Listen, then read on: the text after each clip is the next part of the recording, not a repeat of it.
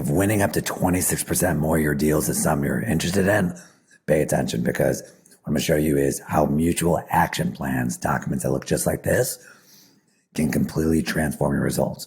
So first, let me explain the 26%. Outreach did a study where they looked at tens of thousands of software sales cycles. And what they noticed is when there was mutual action plans in place, reps won up to 26% more of their deals versus when they weren't.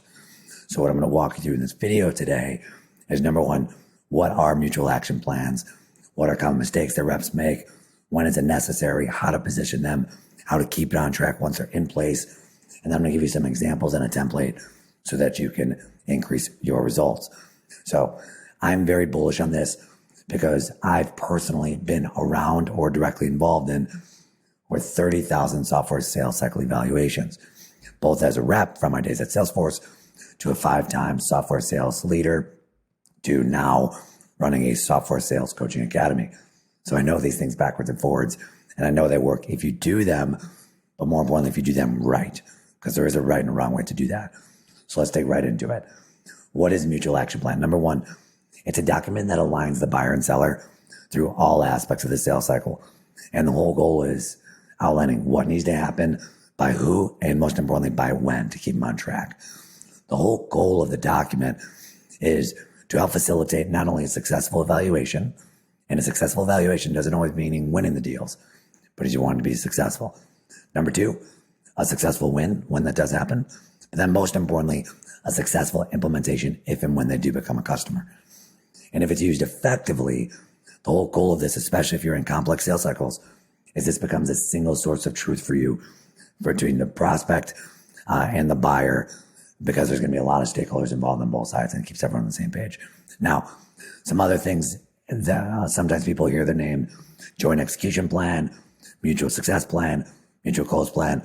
Essentially, all those things are the same, just said it in different ways. So let's dig right into some common mistakes that reps make.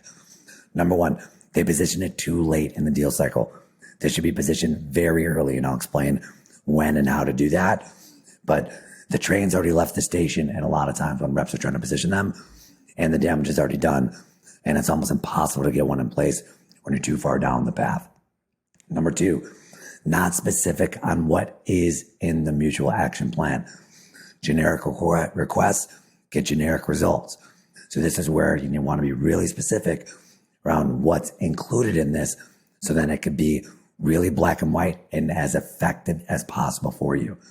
Number three, not getting sign off from the buyer, because if they're not bought into the plan, nothing else matters. And you actually need sign off from two different people, and I'll explain that in a minute. Number four, not making it mutual. It is a mutual evaluation plan, a mutual action plan, a mutual project plan. Keyword is mutual. So it's not just you outlining all the steps in your selling process. It's also outlining the steps in their buying process, so that it's a true partnership. Number five, lack of ownership by the rep. This is on you. Whether or not this gets in place, whether or not it's stuck to, this is 100% on you. So if you don't own this, this will not work. And then last but not least, overcomplicating the deal.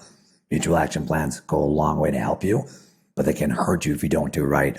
So I'll talk through some scenarios of the right and wrong way to do it. Now, what are the benefits of them outside of the win rates? So more tactically, it's going to reduce the back and forth that happens to get stakeholders up to speed. When you're selling complex deals, you're not dealing with all the stakeholders from day one, right? Some come late to the party.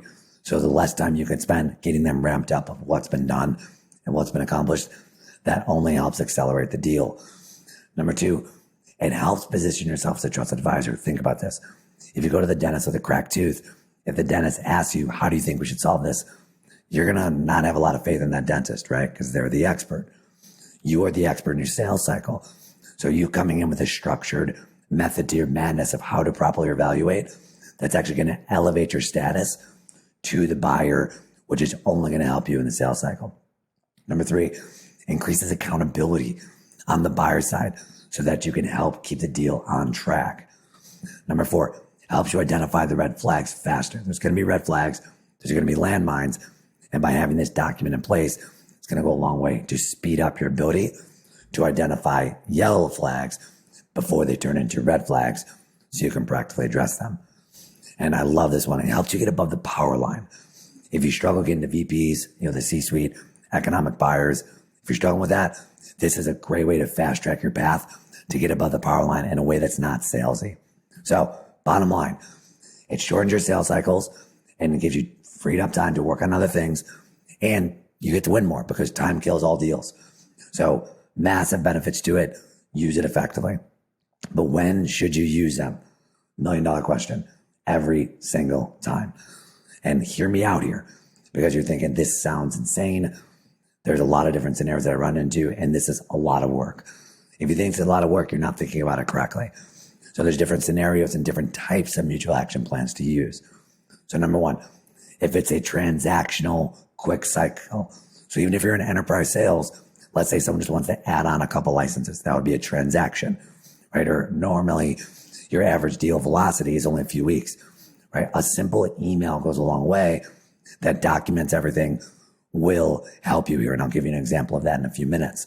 But don't overthink it. A mutual action plan can be as simple as an email. Just make sure you do it right. Now, if it's a project, think of this as typically mid-market type deals, anywhere from 1 month to 3 month sales cycles. Generally speaking, this is where the email is helpful, but having a single slide and maybe a Docker spreadsheet that outlines everything depending on the complexity, that's going to be really helpful for you here. You don't overcomplicate it, but this is going to be really helpful. That's where you have to make the decision for your situation.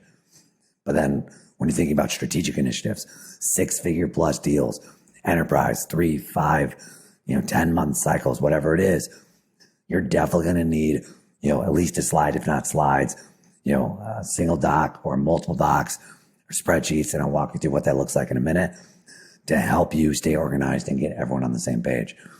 But I want you to remember, take this as a guide and not absolutes. You know the nuance of your situation, or if you have questions, don't hesitate to reach out to me. So when do you position this? Early and often. At the end of the first meeting, and here's a talk track. My job is to help you quickly and effectively evaluate our solution so you can make an educated decision. So what I like to do is get a call on the calendar tomorrow and walk through the steps on our side that need to happen in order for you to make a decision quickly and effectively. Who else from your side should be in that call so we can outline all the steps on your side so we can have a solid path going forward. A simple talk track like this, prescribing it as a requirement for the plan, that's going to significantly increase the chances of you getting this in place.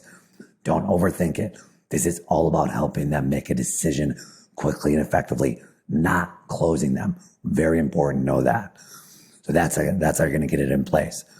Now, once you get it in place, you have to keep it in place because deals go sideways all the time. And I can't even tell you how many times I've seen action plans in place that become a stale document that no one ever revisits. So it's really important to do these things. Number one, know that it's a fluid document, that you are responsible for keeping this up to date. I'm not going to sugarcoat. This is a lot of work. But in order to be in the top 1%, you have to be willing to do what 99% aren't. And 99% of reps aren't willing to put in the work to keep this up to date and take ownership of it. Number two, visit this regularly with your point of contact, or if you call it a champion, use that. Ideally, you're doing this weekly. You're sharing updates on your side. They're sharing updates from the progress from their side. This helps you stay up to date on both sides of the table and get everyone in line going forward, and it helps you keep it fresh, helps you keep it fluid, helps you identify the red flags early and often. Number three, I mentioned earlier that you need to sign off from multiple people. So know that it's not a solidified plan until the executive who's involved in the deal, often known as the executive sponsor, until they sign off on the plan. So step one is get your point of contact to sign off on the plan. Then when it comes time to get the executive involved, they need to be aligned with the plan too. Because if they're not aligned with the plan, then the plan's not real. So that's really important. So make sure you just operate under the assumption that it's not in place until the executive signs off. So give you some quick examples, and then we'll wrap up. Number one, I want to show you an example from my previous life when I was an enterprise rep at Salesforce. What you're seeing here is a walkthrough and visual representation of all the things that were happening in a deal that I was selling. I pull out the information, the sensitive information out of the slide. But the whole goal of this is to help get executives on the same page, because we had multiple executives that were coming to the evaluation later in the cycle. We had an executive sponsor who signed off on it early, but there's multiple executives that weren't actively involved in the deal, and we needed to make sure that they were aligned there. So the goal is make it simple, make it visual, make it easy to digest for them so they can ramp up. What you're seeing here, this is like an email template that you would send. Think about this after the first meeting you would send. Each one of these is a milestone when you think about the kickoff meeting all the way through post-live support. Notice how this doesn't stop at execute agreement. This ends at getting support once they're a customer, because this isn't just about closing them, it's about helping them solve their goals. So outline this. What are the milestones? What are the dates? What are the objectives? And if you're selling a simple deal, this alone should be enough, right? If you're selling a more complex deal, this is where you'd want to pair it with a document or a spreadsheet that's much more robust. So let me show you what that looks like. So this is a template that you can think about and use for your complex cycles. So starting with the value summary. Hey, what are we working towards? Why are we all here? Right? When are we starting? What's the end goal? Are we on track for the evaluation? This is how you can identify red flags early. If you struggle with getting above the power line, this might be a thing that's your golden ticket. What you should be doing with this document is outlining all the key stakeholders, both on your side of the table as well as theirs. So who are they? What do they do? And most importantly, what's their role in the evaluation? Outlining that up front goes a long way to keep everyone on the same page through the cycle. And then this is where we take the email and we go a much deeper layer, and it outlines the specific action items related to the milestones that you have. And then who owns what? Are we on track? How long is it expected to take to accomplish this milestone? And then miscellaneous notes. And the beauty of this is it helps create a beautiful little visual timeline so that both you and the customer can be on the same page. So if you want to increase your chances of success by up to 26% or more, get mutual action plans in place, but do them right. Use this, implement it. Go burn it down.